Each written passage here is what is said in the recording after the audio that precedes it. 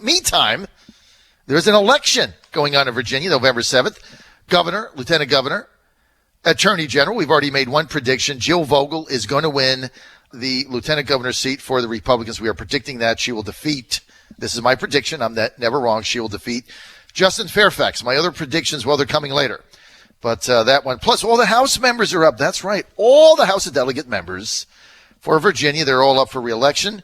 And one of the key races is the Bob Marshall seat. That is the 13th district in Northern Virginia, part of Manassas Park and part of Prince William. And Bob being challenged by Danica Roem, who is the first transgender candidate to be running as a major party nominee. And she's locked actually in a pretty tight race with Rob Marshall. Now, yesterday, the Washington Post running an article about an ad that Bob Marshall is running accusing Danica Roem, who went from male to female, her transgenderification, of lewd behavior in an old video of her band. And the Post picking this up, Patricia Sullivan did the story, and I'm just going to give you some snippets of it.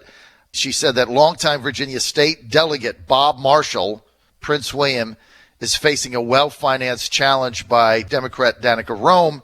She has raised a lot of money, Danica has. Now, the ad, which was posted on Facebook that from the Bob Marshall campaign, is titled Bad Judgment. It says Roem, a former newspaper reporter, has no record of public service, but does have a record of bad judgment. This is Bob's video ad. They go to a shocking bathroom video to lewd behavior during interviews. Danica is not interested in our future. Danica is interested in Danica's future. The ad goes on. While it's not the first attack ad to Roem, the video is the first attack from Bob Marshall. It includes a snippet. What Roem said was a 5-year-old video made by her heavy metal band Cab Ride Home before she began her physical gender transformation. Now, the snippet, which you can go to on Facebook, shows an unidentified man leaving a bathroom stall, which in the full music video is part of a scene that is suggestive of people performing fellatio on each other, or I guess having oral sex, whatever is the politically correct word. Although that context is not clear in Marshall's campaign ad, Johnny Finley, the executive director of the Virginia Republican Party, criticized Roem yesterday in the article for, he says, John Finley says, the ED, the executive director, saying, for being featured in a video where it is clearly implied she performed group oral sex in a public restroom because she comes out wiping her mouth. Now, that behavior, John Finley goes on to say, is shocking, and her appearance in the video in that role is the definition of bad judgment on Danica's part, Finley told the Post in an email. So that's how this thing is going right now, and we wanted to give Danica a chance to respond. So you have this article in the Post. John Finley quoted, I just read that, the article. You can read it in Virginia Politics and written by Patricia Sullivan on this race. Danica is with us now. We wanted to outline it and also give her an opportunity to respond rather than do text and tweets and things of that nature. Let's go right to the source. Danica Roem, Democratic candidate for House of Delegates District 13, and that is part of Manassas and part of Prince William. Danica, good to have you with us. Hey, it's good to be back on the show, John. Now, really appreciate you coming on today. I read the article in the Post. Obviously, it's gotten out, and the ad that the Bob Marshall campaign did. How do you respond? Well, I mean, the first thing you look at this is I say, wait a minute, this is really what you're going with? When we have 12 days to go before the election, I've spent nearly 10 months, ever since January 3rd of this year, talking about, fixing Route 28, bringing high-paying jobs to Innovation Park, expanding Medicaid to cover 3,700 uninsured constituents of the 13th district, and just trying to make Virginia a more inclusive Commonwealth. So no matter what you look like, where you come from, how you worship, or who you love, everyone feels welcome in our Virginia. And then he's digging up, oh my goodness, a comedy video that my band shot 5 years ago before I even transitioned. And that's supposed to be the October surprise. That's supposed to be the one where it's like, wow, there's something implied that happened. And you go, really? Look, if it was a documentary, that'd be one thing. But a comedy video, when I was trying to make my bandmates laugh, come on. And especially, last year when President Trump was campaigning and we were talking about political correctness then, and this year we've talked about political correctness and how the Democrats are always, trying to harp on political correctness and X, Y, and Z. You're going to tell me that a joke that's the equivalent of something that you would see on Saturday Night Live is really going to be the reason that I'm disqualified for office when I'm a lifelong Manassas resident? I'm a 33-year-old stepmom, and I covered this area, and he tries to decry me saying, like, I have no record of public service. Excuse me. I spent 9 years, 2 months, and 2 weeks as the lead reporter of the Gainesville Times, making a salary between $24,000 and $29,000 a year, when most other reporters will take much larger salaries to work nationally, to work somewhere else.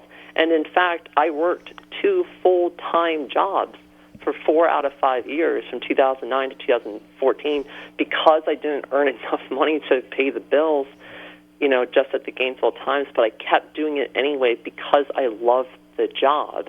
I didn't have to stay, working for my local weekly newspaper for that long and authoring more than 2,500 news stories about the greater Prince William County area. I did it because I love my home community. I'm standing right now talking to you in the same house that I was talking to you in, or same house where 29 years ago I watched Kirk Gibson hit the homer in the first game of the Dodgers' last trip to the World Series. I've been waiting for that for 29 years, and then Delegate Marshall puts up that ad same day that it's Game 1 of the World Series. And to me, to be honest with you, I was more upset that he was forcing me to basically have to spend Game 1 of the World Series I've been waiting for 29 years for it to respond to a political attack ad. And I was just like, can we please stick to the issues? Can we please? Oh, well, Danica, we're on totally opposite ends there. I hate the Dodgers. I'm a lifelong Astro fan. I'm sorry we kicked your ass last night. We're going to win the series. You're never getting back. I watched the whole thing. You're never going to get back to Los Angeles. In the 8th, 9th inning, but that was one of the greatest games I've ever seen in my life. It was, and it was up and down. And I was exhausted. Like when the game was over, I was exhausted. Me too. I couldn't get to sleep. Tired and exhausted at the same time. It was just exhausted. Like, how do you come down from 8 home runs and 5 home runs in extra innings? That was incredible. Well, the hit to tie it in the 9th off of Giles, that was a downer. This is the bottom of the 10th to tie it, and I'm like, oh my God! I mean, it's just so up and down after he hit the 2 homers. But then I knew when Springer hit that 2-run homer that it was over. Now I don't think you guys are ever going to get back to L.A. I think we ended right there. Texas, on a high note. That was good. But let's get back to this race and this video. So this is a video that you had put out. I mean, I saw the video. It certainly isn't something that you would want to put on your campaign. I'm not sure that if I was running the Bob Marshall campaign, I mean, the video's out there. You guys put it out.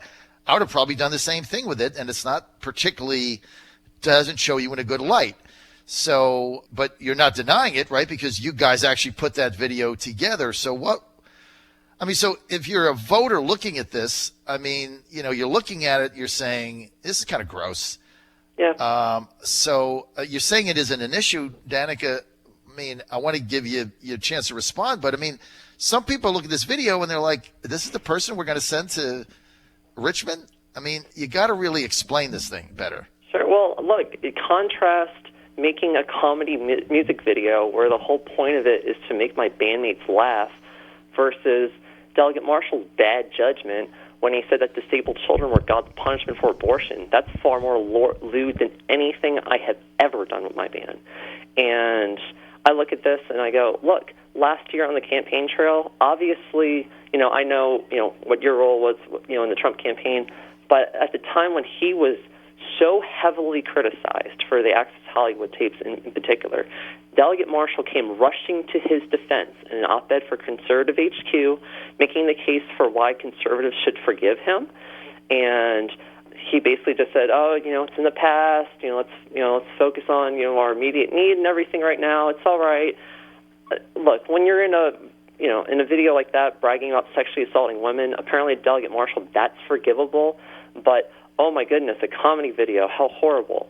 It's just like, give me a break. Give me an absolute break. Like, let's, when you compare our ad that talks about him, he calls it educational ads. Let's call it what they are, okay? These are attack ads. That's the point of them. The point of ads like these are to drive up your negatives. That's what he's doing with me. We already know this. Let's call it what it is and, get rid of the PC stuff on this. But in our ad, we talk about, we have an actual person from Prince William County who gives her firsthand take on the fact that she makes a little too much money to qualify for Medicaid, and Delegate Marshall's vote against expanding Medicaid back in April left her uninsured. She's 62 years old, and she shouldn't have to find herself that way. So when we launched our ad, we stuck to the issues that directly affect people of the 13th District. In my intro ad, I introduced myself as a reporter who takes on Dominion. Obviously, that's a huge deal in Virginia right now. That's why I pledged never to accept any campaign contributions from Dominion, and I signed, that was based on my pledge with Activate Virginia, and I donated $1,000 from the campaign account, which we could very well be using to fund our TV ads right now, and they are expensive.